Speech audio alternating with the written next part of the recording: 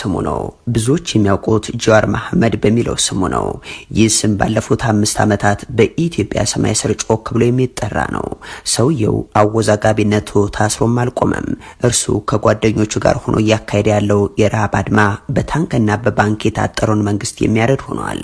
ጃዋር በአሜሪካ ተቀምጦም በቂሊንጦ ታስሮ መንግስትን የሚያረድ ፖለቲከኛ ሆኗል። ይህ ዝግጅት ስለ ጃዋር መሐመድ ነው። ይሁን እንጂ የኢትዮ ፎረም አቋም አለመሆኑን አበክረን መግለጽ እንወዳለን።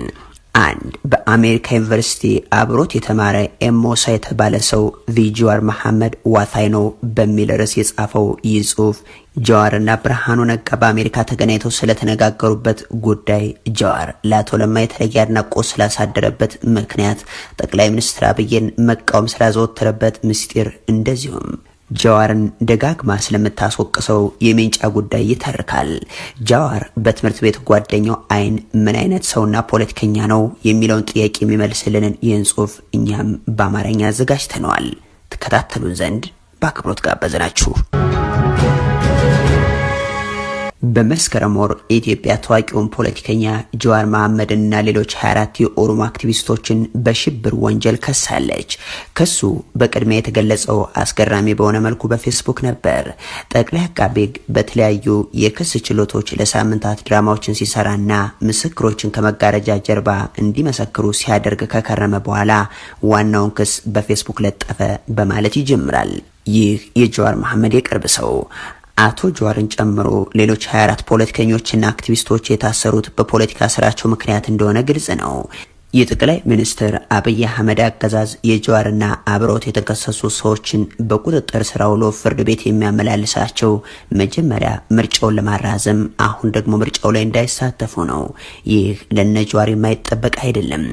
አብይ ቁጥጥር ያልተደረገበት ስልጣንን በመሰብሰብ ቁልፍ አጋሮችን ወደ ጎን በማግለሉ ኢትዮጵያ ከ1 ዓመት በላይ ከተሃድሶ ተስፋዎች ወደ ኋላ እየተመለሰች ነው። ጃዋር የሀገሪቱ በጣም ታዋቂ የፖለቲካ እስረኛ ነው ማለት ይቻላል። ጃዋርን ለመጀመሪያ ጊዜ ያገኘሁት በካሊፎርኒያ ውስጥ የስታንፎርድ ዩኒቨርሲቲ የ1ኛ ዓመት ተማሪ በነበረበት ጊዜ ነው።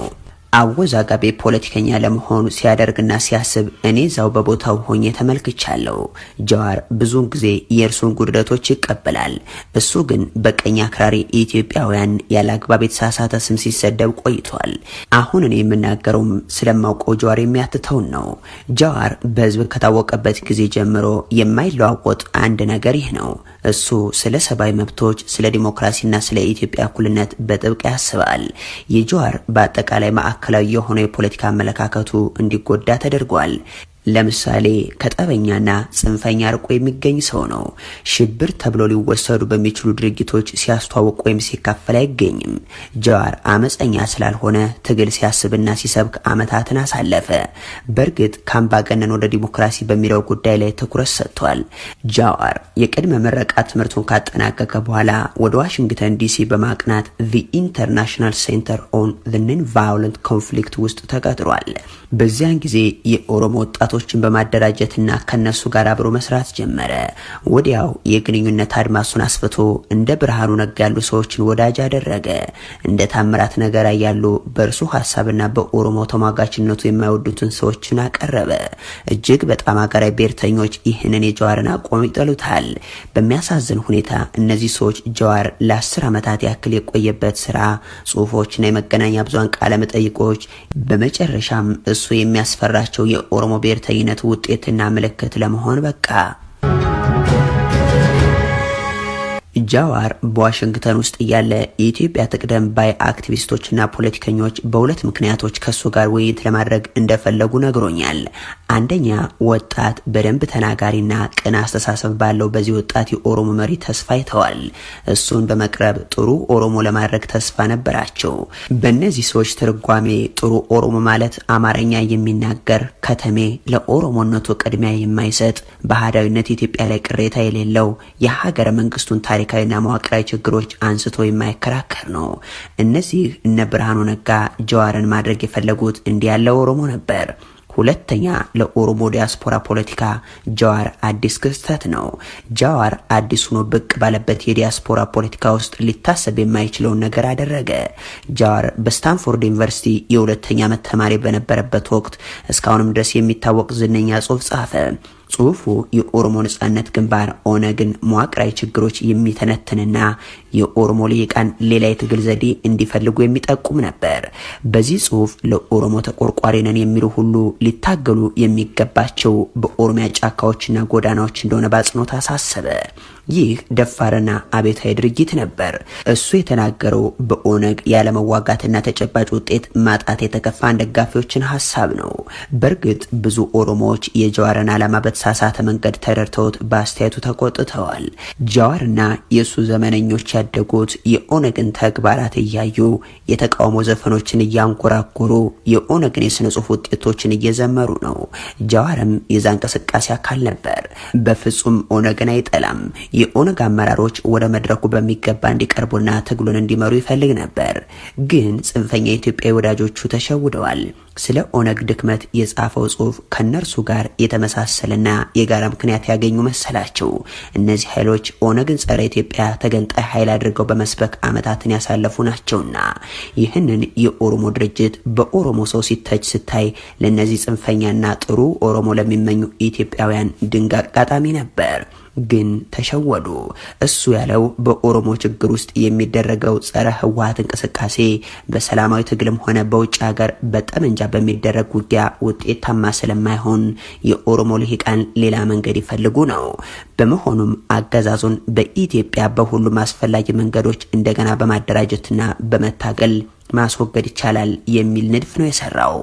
ያ ጽሁፍ በኦሮሞና በኢትዮጵያ ጉዳዮች ላይ የጀዋርን አስፈላጊነት አረጋገጠ። ጀዋር በኦሮሞዎቹ ትችት ያልተደናገጠና በአድራቂዎችም ያልተደናበረ ፖለቲከኛ ሆኖ ብቅ አለ። ስለ ኢትዮጵያ ፖለቲካ ሐሳቡን ማውራቱን መጻፉንና አስተያየቱን መስጠቱንም ቀጠለ።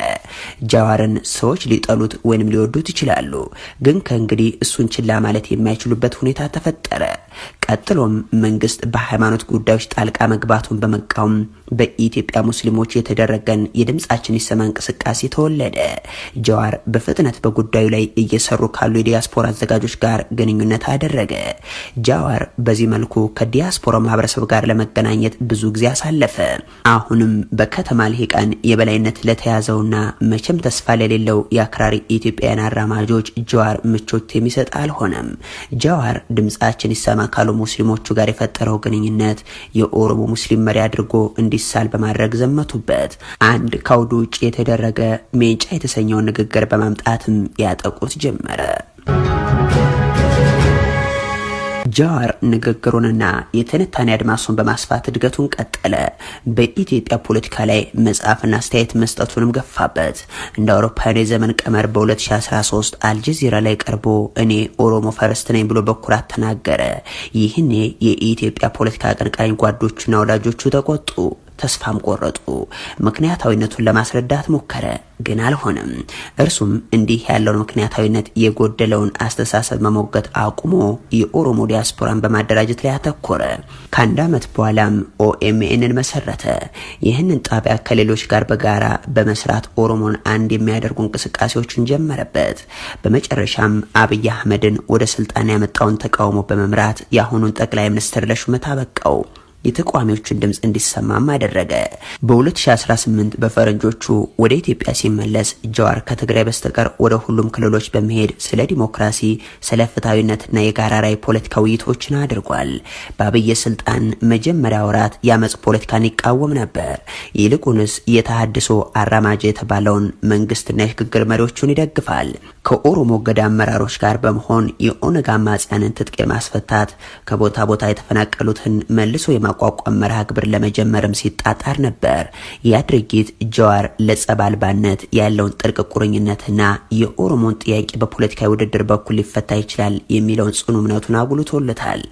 አብይ ስልጣናቸውን ሲያጠናክሩ ጀዋርና ሌሎች ሰዎች የጠቅላይ ሚኒስትሩ ቃል ኪዳኖች እንደተሸረሸሩና አደገኛ የሆነ አዝማሚያዎች እንደመጡ መረዳት ጀመሩ።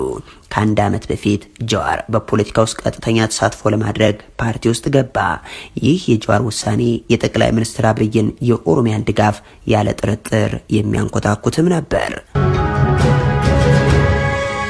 የጀዋር መታሰር የአብይን ፈላጭ ቆራጭነትና የሊበራል የኢትዮጵያ ሊቃን እውነተኛ ማንነትን አጋልጧል።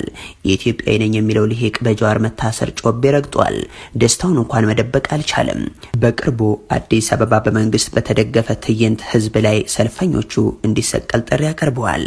ህይወት በምጸት የተሞላች ናት።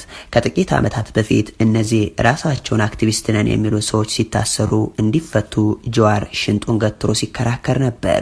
እነዚህ ግለሰቦች የጀዋርን እስር ሲደግፉና የፍርድ ሂደቱን ፍትሃዊነት ለማብራራት ሲታትሩ ታይተዋል። በኢትዮጵያ ውስጥ ፖለቲካ እንደዚህ ነው። የነዚህ ውህድ የኦሮሞና ሌሎች ምሁር አካላት ባህሪ ብዙ አስፈላጊ ጥያቄዎችን ያስነሳል። እነዚህ ተሟጋቾችና ቁንጮች በእውነት በዲሞክራሲና በዜጎች ነጻነት ጥበቃ ያምናሉ ወይንስ ብቸኛ ፍላጎታቸውን ለማርካት የሚሆን ልሂቅ ከፍ ማድረግ ይፈልጋሉ የሚለው ነው። በኢትዮጵያ ውስጥ ሊበራል ማን ነው? የፖለቲካው መካከለኛስ አለን? ጀዋር እንደ ታዛቢና አስተዋይ የፖለቲካ ተንታኝ ራሱን ለየ። ጀዋር የአሁኑን የኢትዮጵያን የፖለቲካ አስመልክቶ የሰጠው ትንታኔ ትንቢታዊ ነበር። ከ2 ዓመት በፊት የኦህዴድ ሊቀመንበር የነበሩት ለማ መገርሳ በኦሮሞ ፖለቲካ ውስጥ ብዙም ከሳቸው አንጻር ለማይታወቁት አብይ አህመድ ስልጣናቸውን ሲለቁ ጀዋር ስህተት መሆኑን አስጠንቅቆ ነበር። ያለማቋረጥ በዚህ ጉዳይ ላይ ዘመቻ አድርጓል። በተለይም ግልጽ ያልሆነ የፖለቲካ አቋም ላለውና የረባ ልምድ እንኳን ላላገኘ ሰው ስልጣኑን መስጠት በማንሳት አቶ ለማ የፖለቲካ ስራቸው የመጨረሻ ሚስማር ራሳቸው ላይ እንደመቱ ተናግሯል። በመጨረሻም በብዙዎች እንደ ጀግና የተወሰደውና በአብዛኞቹ ብሔረሰቦች እንደ ቅቡል የታየውን ለማ ከስልጣናቸው ተባረው ለቤት ውስጥ እስር ተዳረጉ። የአብይ የብልጽግና ፓርቲ ገና 2 ዓመት አልሞላውም። አቶ ለማ በተጨማሪ ብዙ ቁልፍ አጋሮቹን በዝግታ ግን በዘዴ አስወግዷል። ጥቂቶቹን ለመጥቀስ ወርቅነህ ገበየሁ፣ ጠይባ ሐሰን፣ ብርሃኑ ጸጋዬ፣ ሱሌማን ደደፉና ሚልኬሳ ሚደጋ በአብይ አገዛዝ ደረጃ በደረጃ እንዲወጡ የተደረጉና በፍጥነት የወደቁ ናቸው። ባጭሩ አሁን በጠቅላይ ሚኒስትሩ ዙሪያ ያሉት ኦሮሞዎች የእርሱ ታዛዦች ንግስናውን የሚቀበሉና ለንግስናውም ስጋት የማይሆኑ ናቸው። ለማጠቃለል ያክል እኔም አውቀው ጀዋር በኢትዮጵያ ሰላማዊና ዲሞክራሲያዊ ሽግግር ይካሄዳል በሚለው የጠቅላይ ሚኒስትሩ የተስፋ ቃል በጥልቀት አምኖ ነበር። እንደ ማንኛውም ሰው እርሱም ተታሏል፣ ተክዷል። መጨረሻ ላይ እርሱም ከዚህ በፊት እንደነበሩት በርካታ የኦሮሞ ተወላጆች በሽብር ወንጀል ተከሷል። በአንድ መንገድ እርሱ የታወቀ ጠላት ገጥሞታል። ጀዋር ብዙ ጊዜ እንደሚለው ረዘም ያለ የእስር ቅጣት ሊፈርዱበት አልፎ ተርፎም ሊገድሉት ይችላሉ በማለት ነው። ይህ የጀዋር መሐመድ የቅርብ ሰው ሀተታውን የሚቋጨው። የተወደዳችሁ የኢትዮ ፎረም ቤተሰቦች ቀደም ሲል ያስደመጥናችሁ ከአቶ ጀዋር መሐመድ ጋር አብሮ በአሜሪካ የተማረው ኤምሞሳ የተባለው ሰው ያሰፈረውን ሀተታ እንጂ የኢትዮ ፎረም አቋም አለመሆኑን በድጋሚ ማስታወስ እንወዳለን። ቸር ያሰማን።